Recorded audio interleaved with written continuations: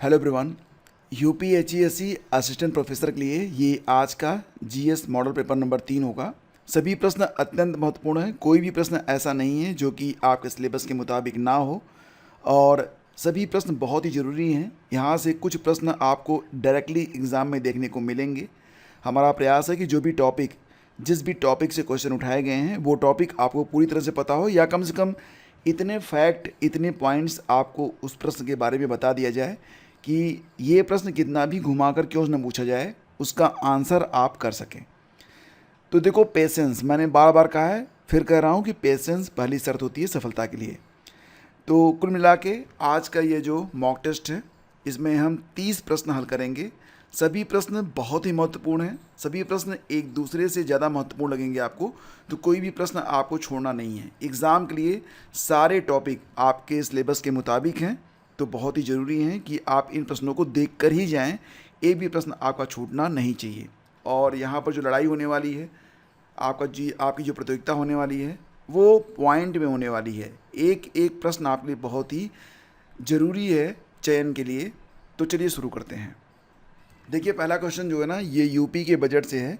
UP के budget से आज के इस प्रैक्टिस सेट में मैंने 3 प्रश्न लिए हैं, और तीनों प्रश्न बार बार विगत परीक्षाओं में पूछे गए हैं, तो उनको हमने आज के इस मॉक टेस्ट में शामिल कर लिया है। पहला क्वेश्चन होगा, वित्तीय वर्ष 2025-26 के लिए उत्तर प्रदेश का कुल बजट का आकार कितना है। बजट का आकार कई बार एग्जाम में पूछा गया है, ठीक है। तो वित्तीय वर्ष 2025-26 के लिए जो यूपी का बजट आया, उसका आकार कितना है। यूपी की परीक्षा है तो यूपी का बजट बेहद महत्वपूर्ण है, बहुत ही इंपॉर्टेंट है। यहाँ पर क्या आप गेस कर सकते हैं कि इसमें उत्तर क्या होगा। Option A, option B, option C, option D में से करेक्ट आंसर कौन सा होगा। तो देखो, याद रखना कि जो करेक्ट आंसर है वो है ऑप्शन ए, ठीक है। ऑप्शन ए ये है 8,08,736.06 करोड़ रुपए। ये यूपी का बजट है 2025-26 के लिए, और अब तक का यह सबसे बड़ा बजट घोषित किया गया है।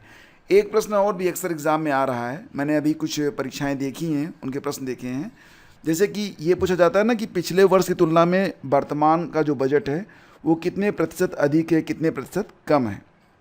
फिलहाल इसका तो आंसर विकल्प ए हो गया आपका। अब थोड़ा सा डिटेल देख लेते हैं।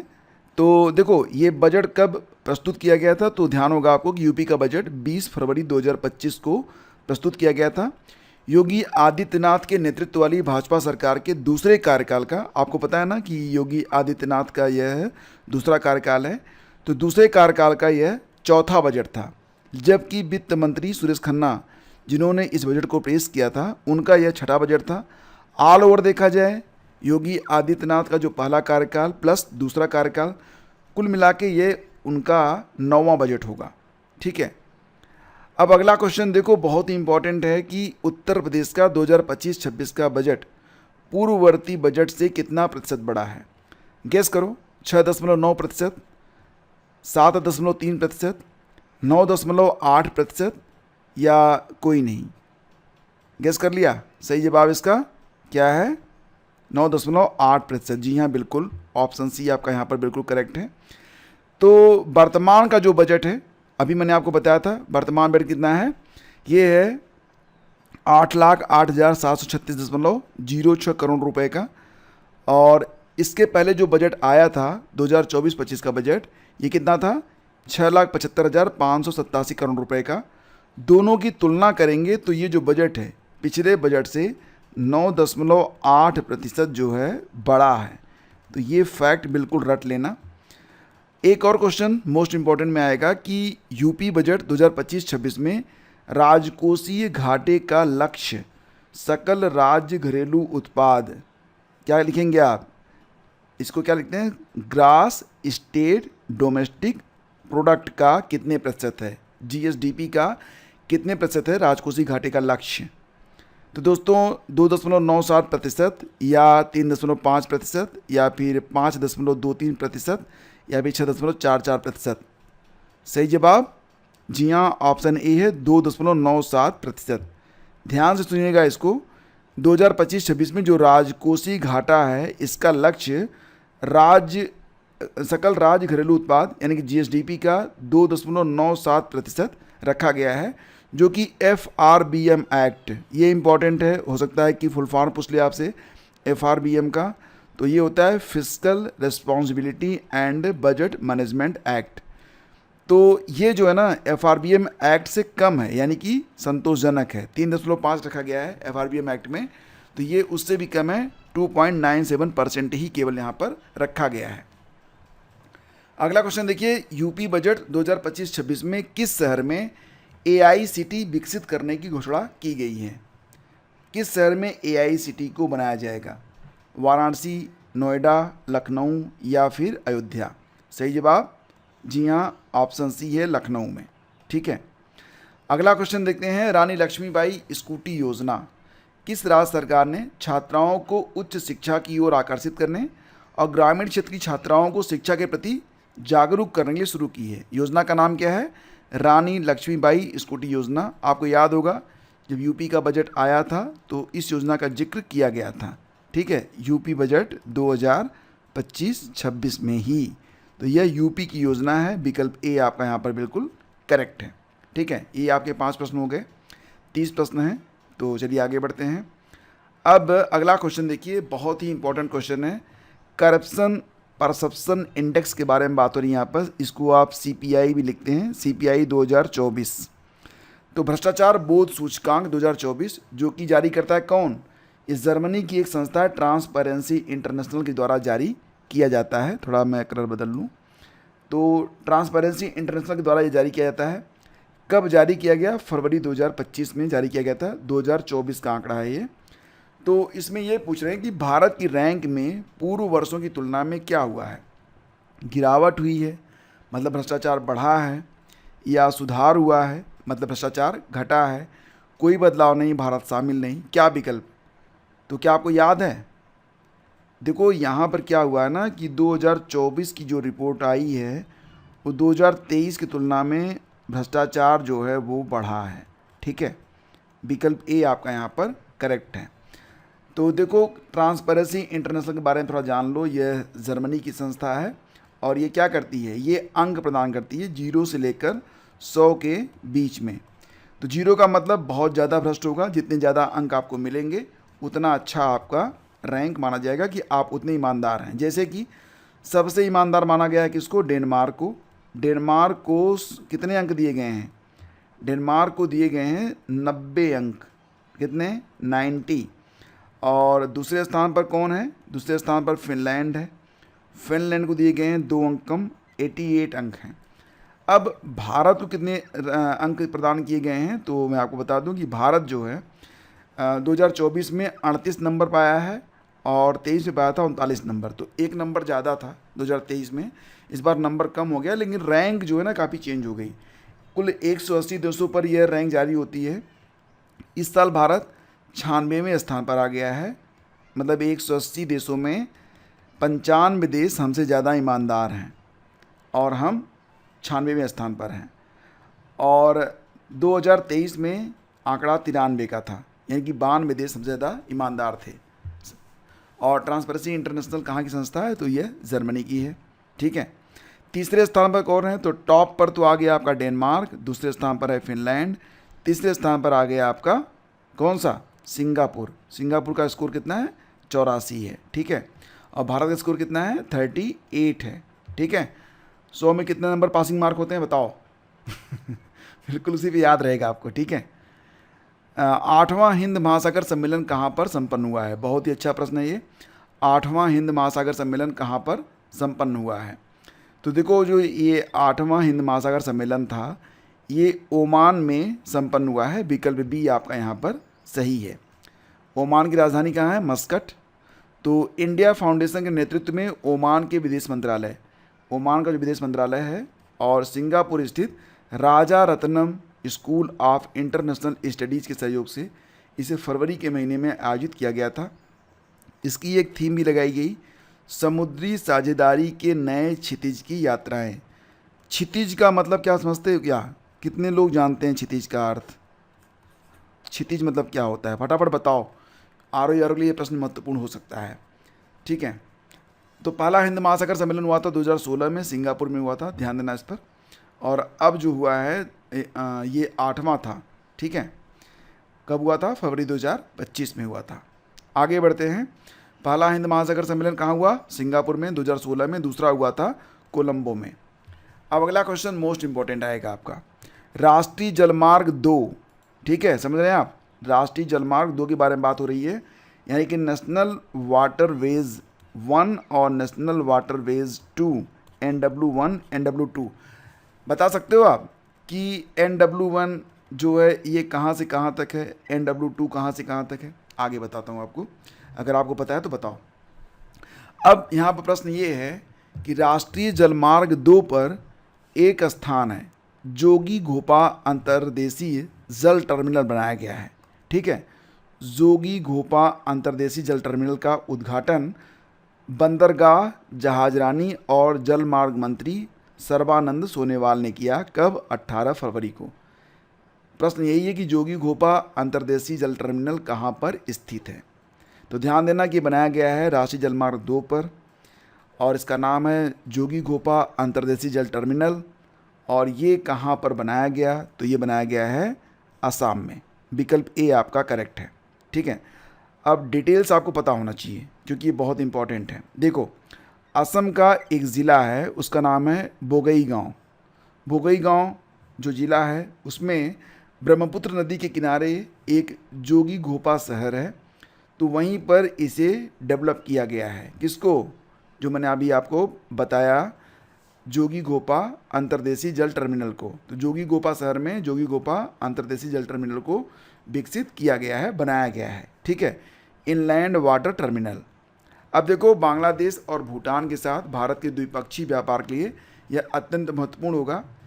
इसको शुरू किया गया था, शिलान्यास किसने किया था? 2021 में PM मोदी ने किया था। अब हम बात कर लेते हैं नेशनल वाटरवे 1 के बारे में और नेशनल वाटरवे 2 के बारे में। NW1 और NW2 ये कहाँ कहाँ स्थित हैं, ठीक है, कहाँ से कहाँ तक? तो पहले तो ये ध्यान रखना, ये आंकड़ा बहुत इंपॉर्टेंट है कि भारत में कुल 111 जो है राष्ट्रीय जलमार्ग हैं, यानी कि भारत में नेशनल वाटरवे कितने हैं? संख्या में 111 हैं। इनमें 106 जलमार्ग 2016 में नए घोषित किए गए थे, 5 पहले से मौजूद थे। इसमें मोस्ट इंपॉर्टेंट आता है आपका NW1, NW2, national waterway 1, national waterway 2। तो नेशनल वाटरवे 1 ध्यान रखना, ये आप यूपी से हैं, तो यूपी में जो आपका, तो यूपी में है ना इलाहाबाद, इलाहाबाद से हल्दिया तक, हल्दिया मतलब वेस्ट बंगाल में हल्दिया है, ठीक है। और दूसरा कौन सा है? NW2। तो अच्छा, पहला ये समझो कि जो नेशनल वाटरवे 1 है इसकी कुल लंबाई कितनी है? 1620 किलोमीटर है। और जो नेशनल वाटरवे 2 है इसकी लंबाई 981 किलोमीटर है, ठीक है। और ये जो नेशनल वाटरवे 2 है इसके बारे में बात करें तो ये ब्रह्मपुत्र नदी में है, और ये भारत को मेनलैंड इंडिया से बांग्लादेश को कनेक्ट करती है, ठीक है। भारत से बांग्लादेश को कनेक्ट करता है NW2, और इसी पर बनाया गया है जोगी घोपा, ठीक है, ध्यान रखना है इसको। तो फ्रेंड्स, अगला क्वेश्चन मोस्ट इंपॉर्टेंट आप टिक कर लेना। बाफ्टा फिल्म पुरस्कार 2025 में बेस्ट फिल्म का अवार्ड किसको प्रदान किया गया?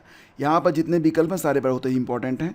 ओपनहाइमर आपको याद होगा 2024 में ऑस्कर पुरस्कार से प्रदान किया गया था 2024 के लिए, जबकि 2025 में जो बेस्ट फिल्म का ऑस्कर है ये किसको दिया गया था?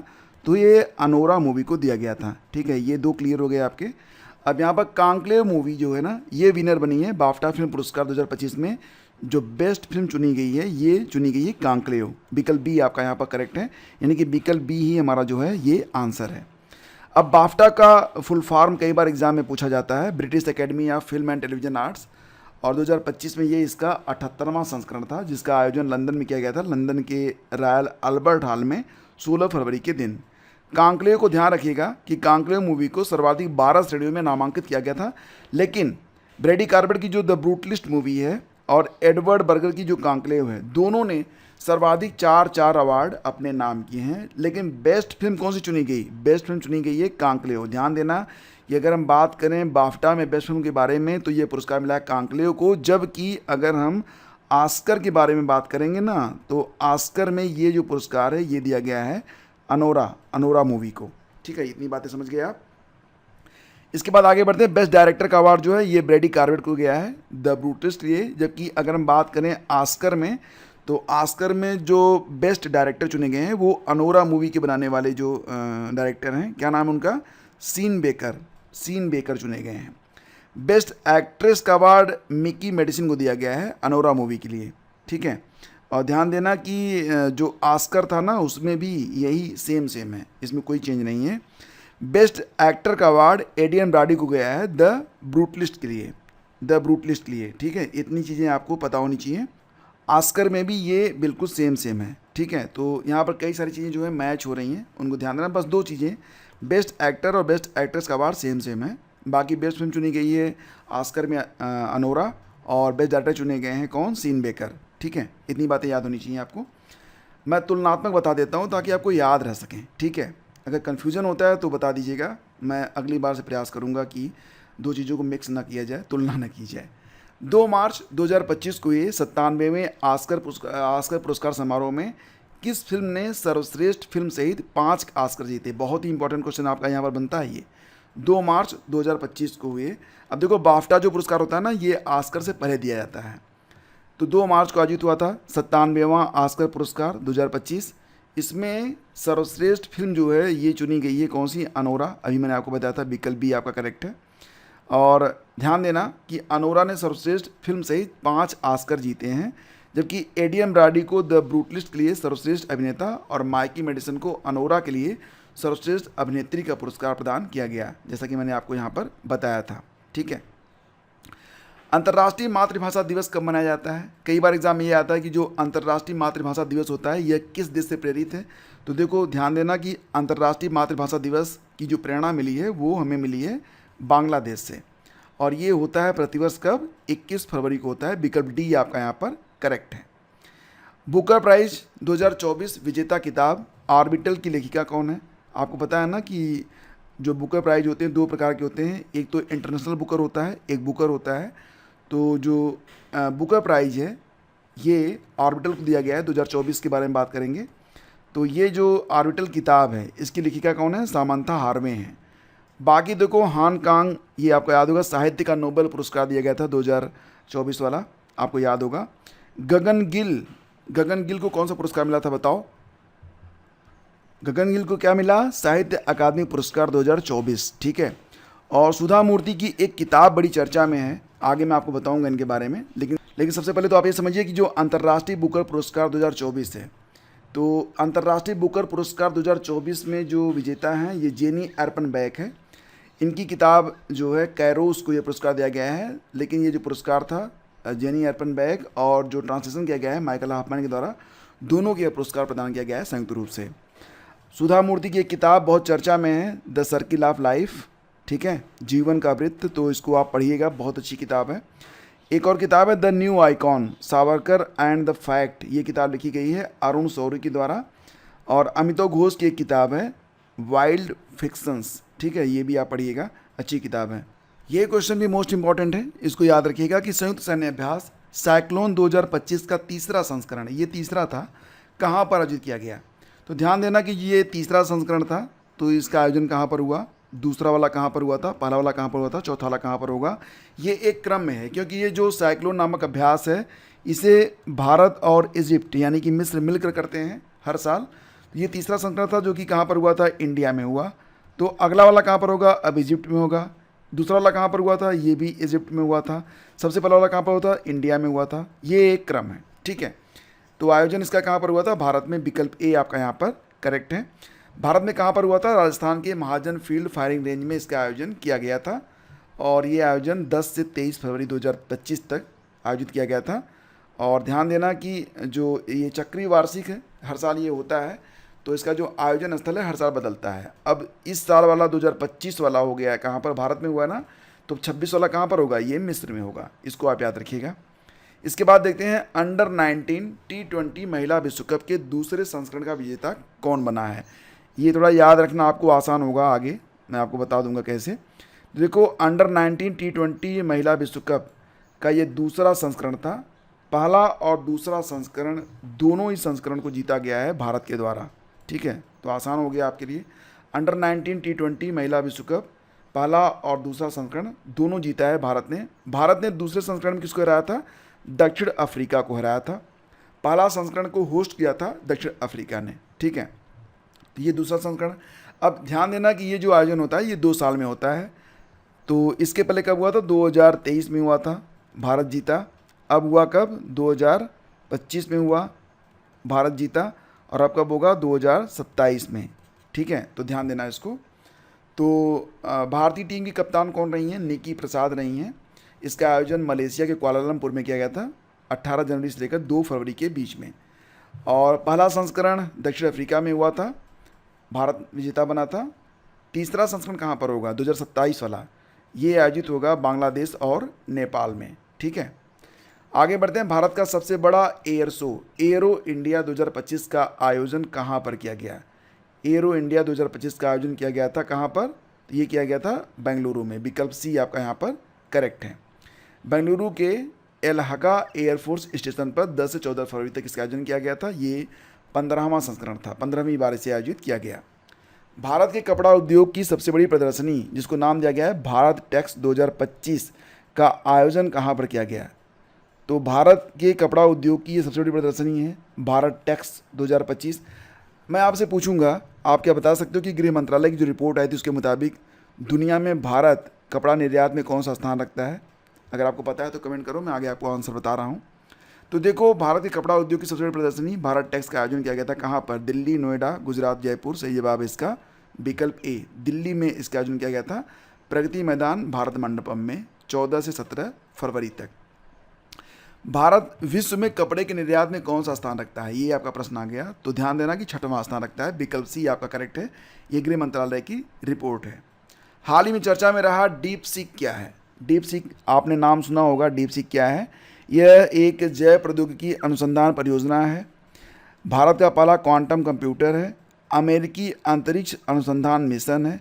सही जवाब क्या है? सही जवाब है चीन द्वारा विकसित एक जनरेटिव एआई चैटबॉट है, जिसने बड़े अच्छे अच्छे चैटबॉट को, जो जनरेटिव चैटबॉट होते हैं, उनको इसने कड़ी टक्कर दी है।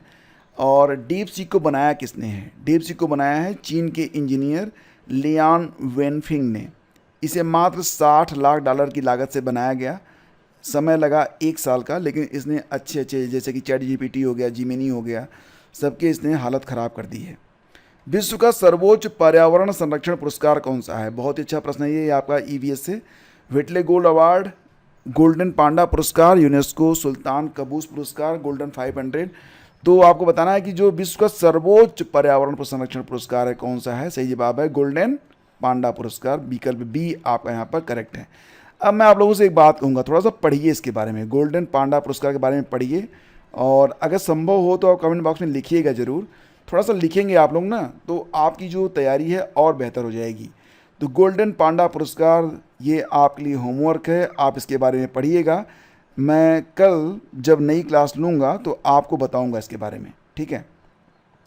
अनार में जो फल फटता है ना, वो किस तत्व की कमी से फटता है? अनार आप लगाए होंगे, अक्सर उसका जो फल होता है फट जाता है, तो उसमें बोरान की कमी हो जाती है। विकल्प डी आपका यहाँ पर करेक्ट है, ध्यान रखिएगा इसको, ठीक है। सीपीयू का कौन सा घटक मेमोरी के निर्देश प्राप्त करने और डिकोड करने के लिए जिम्मेदार है? सीपीयू का जो कौन सा घटक होता है? तो ये होता है आपका कंट्रोल यूनिट, विकल्प ए आपका करेक्ट है। ये मेमोरी के निर्देश लेता है और फिर से डिकोड करता है। ये आप यहाँ पर देख सकते हैं सीपीयू, तो ये मेमोरी से निर्देश लेता है, फिर उसको डिकोड करता है, फिर कंट्रोल बस के बीच इसकी सूचनाओं का आदान प्रदान होता है। अगला क्वेश्चन ज्योग्राफी से है, दक्षिण से उत्तर की ओर हिमालयन पर्वतमाला का सही क्रम क्या है? ठीक है, तो दक्षिण से उत्तर की ओर पीर पंजाल, काराकोरम, जास्कर, लद्दाख, लद्दाख, जास्कर, काराकोरम, पीर पंजाल। तो सही जवाब विकल्प डी होगा।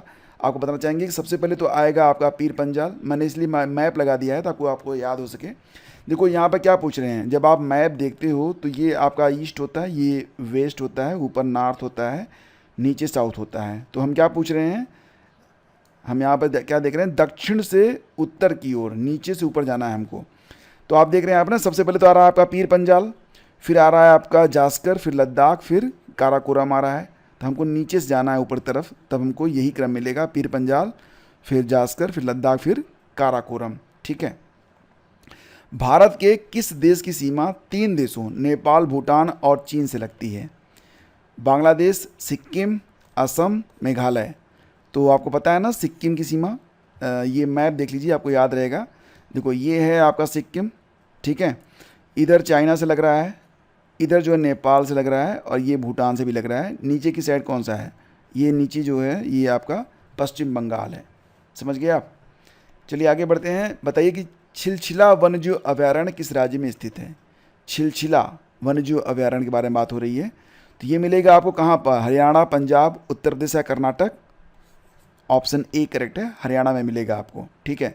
ये चर्चा में क्यों था? क्योंकि कुरुक्षेत्र का छिलछिला वन्यजीव प्राणी विहार के आसपास इको सेंसिटिव जोन घोषित किया गया था सुप्रीम कोर्ट के द्वारा, तो इसीलिए चर्चा में था। तो प्रश्न इंपॉर्टेंट है, ठीक है, हल्के में मत लीजिएगा इसको। छिलछिला याद रखना हरियाणा में है। वर्ष 1928 में Hindustan socialist Republic association HSRA की स्थापना कहाँ पर की गई थी? तो नई दिल्ली में। आपको याद होगा, थोड़ा सा जान लीजिए इसके बारे में। हिंदुस्तान सोशलिस्ट रिपब्लिकन एसोसिएशन एक क्रांतिकारी संगठन था। इसकी स्थापना 1928 में सरदार भगत सिंह, चंद्रशेखर आज़ाद जी और सुखदेव जी जैसे नेताओं ने भारत में एक समाजवादी गणतंत्र राज्य की स्थापना के लिए की थी। एग्जैक्टली थोड़ा सा यह इम्प्रूवमेंट था इसमें। पहले बनाया गया था 1924 में, इसे राम प्रसाद बिस्मिल और उनके सहयोगियों के द्वारा इसे नाम दिया गया था हिंदुस्तान रिपब्लिकन एसोसिएशन HRA। तो इसे 28 में कर दिया गया था HSRA। ठीक है, याद रखिए, ये सब इम्पोर्टेंट है। और HSRA द्वारा जो सबसे पहले यानी कि सबसे जो पहली बड़ी कार्रवाई की गई थी HSRA द्वारा, तो वो ये थी कि 30 अक्टूबर 1928 को लाहौर में सहायक पुलिस अधीक्षक JA सैंडर्स की हत्या की गई थी। सैंडर्स उस वर्ष के शुरू में साइमन विरोधी प्रदर्शन के दौरान लाला लाजपत राय की हत्या के लिए क्रूरतम लाठीचार्ज के लिए जिम्मेदार था, उसको मारा गया था। HSRA के द्वारा यह पहली बड़ी कार्रवाई थी। और ये जो सैंडर्स को मारा गया था, तो इसमें भगत सिंह, चंद्रशेखर आज़ाद और राजगुरु शामिल थे। अगला क्वेश्चन देखिए, जब सुभाष चंद्र बोस ने फॉरवर्ड ब्लॉक को बनाया तब भारत का गवर्नर जनरल कौन था? इंपॉर्टेंट क्वेश्चन है ना। फॉरवर्ड ब्लॉक कब बना था? 1939 में बना था, आपको पता है। और तब भारत का जो गवर्नर जनरल था वो कौन था? ये था लॉर्ड लिनलिथगो था। ठीक है, तो विकल्प ए आपका सही है। इनका क्रम देख लीजिए। सबसे पहले लॉर्ड लिनलिथगो, इसका समय रहा था 1936 से लेकर 1944 तक। इसके पहले था लॉर्ड वेलिंगटन 1931 से लेकर 1936 तक। तो लॉर्ड वेलिंगटन, फिर लॉर्ड लिनलिथगो, इसके बाद आता है 1943 से लेकर फरवरी 1947 तक लॉर्ड वेवेल। अब मैं आपसे ये पूछूंगा कि फरवरी तक तो था लॉर्ड वेवेल, लॉर्ड वेवेल के बाद कौन था भारत का जो गवर्नर जनरल था, कौन था? क्या बता सकते हो क्या? थोड़ा सा दिमाग लगा के प्रयास करो।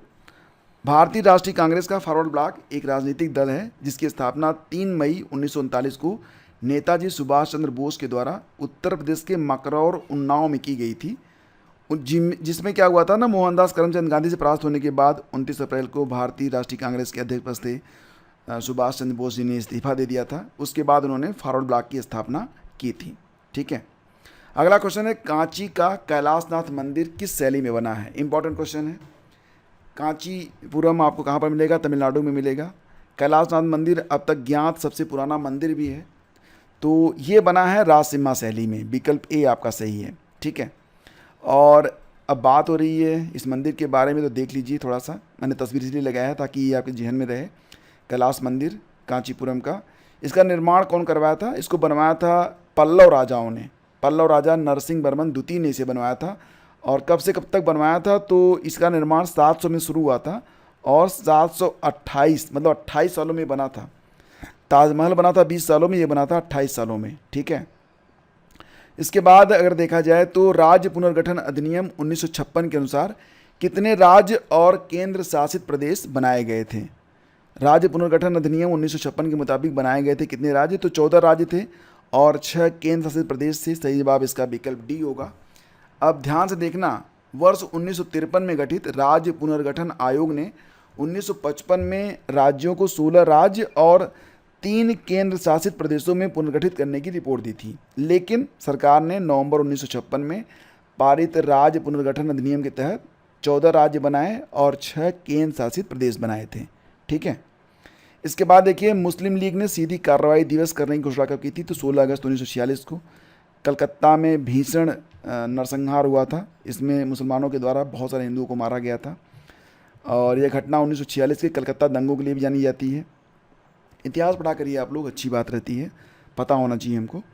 18वीं लोकसभा के स्पीकर द्वारा वर्ष 2024-25 के लिए गठित संसदीय समितियों के अध्यक्षों की नियुक्ति के संबंध में कौन सा युग्म गलत है? बहुत इंपॉर्टेंट क्वेश्चन है ये। आपकी वर्तमान में जो लोकसभा है, 18वीं लोकसभा ही है ना, इसके जो स्पीकर हैं उनके द्वारा 2024-25 के लिए गठित जो संसदीय समितियां हैं उनमें लोक लेखा समिति के जो अध्यक्ष बनाए गए हैं केसी वेणुगोपाल हैं, रट लेना इंपॉर्टेंट है। अनुसूचित जाति एवं अनुसूचित जनजाति कल्याण समिति के जो अध्यक्ष बनाए गए हैं फग्गन सिंह कुलस्ते बनाए गए हैं, ये भी सही है। अन्य पिछड़ा वर्ग कल्याण समिति के अध्यक्ष जो बनाए गए हैं गणेश सिंह बनाए गए हैं, ये भी आप याद रखिएगा।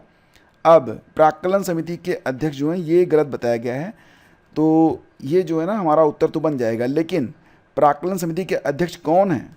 तो ये हैं संजय जायसवाल, जबकि बैजयंत पांडा जो हैं ये सार्वजनिक उपक्रमों की जो समिति होती है उसके अध्यक्ष बनाए गए हैं। ठीक है, अब आपसे एक प्रश्न है, आप ये बताएंगे कि कौन सा देश और भारत संयुक्त सैन्य अभ्यास युग्म गलत है। मतलब यहाँ पर आपको क्या दिया गया है, भारत और रूस के साथ इंद्र युद्ध अभ्यास होता है कि नहीं, भारत और किर्गिस्तान मिलकर खंजर अभ्यास करते हैं कि नहीं, सेशल्स और भारत मिलकर लामित्य एक्सरसाइज करते हैं कि नहीं, थाईलैंड और भारत मिलकर। तो इसमें कौन सा युग्म आपका गलत होगा? भारत प्लस देश का नाम है, आगे नाम दिया गया है इंद्र, खंजर, लामित्य और युद्ध अभ्यास। तो बहुत ही सरल सा प्रश्न है, इसका उत्तर आप जरूर लिखिएगा। देखो, जब तक क्या होता है ना कि वीडियो पर लाइक और शेयर नहीं होते हैं, मोटिवेशन नहीं मिलता है भाई साहब। तो अगर आप चाहते हो ना कि ये सीरीज़ लगातार चलती रहे तो आप लाइक और शेयर तो कम से कम आप लोग करते रहिए। और सीरीज़ कैसी लगी है आपको, आपके जो विचार हैं, चाहे पॉजिटिव हों चाहे नेगेटिव हों, चाहे आप सुधारों की बात करें, चाहे आपको लगे कि ये बहुत बढ़िया है, एक लाइन लिख दीजिएगा, क्योंकि आपके जो विचार हैं वो मुझे पढ़ के बहुत अच्छा लगता है। Thank you, have a great day, सभी को बेस्ट ऑफ लक, और कामना है कि आप सभी लोग सफल हों। Have a great day.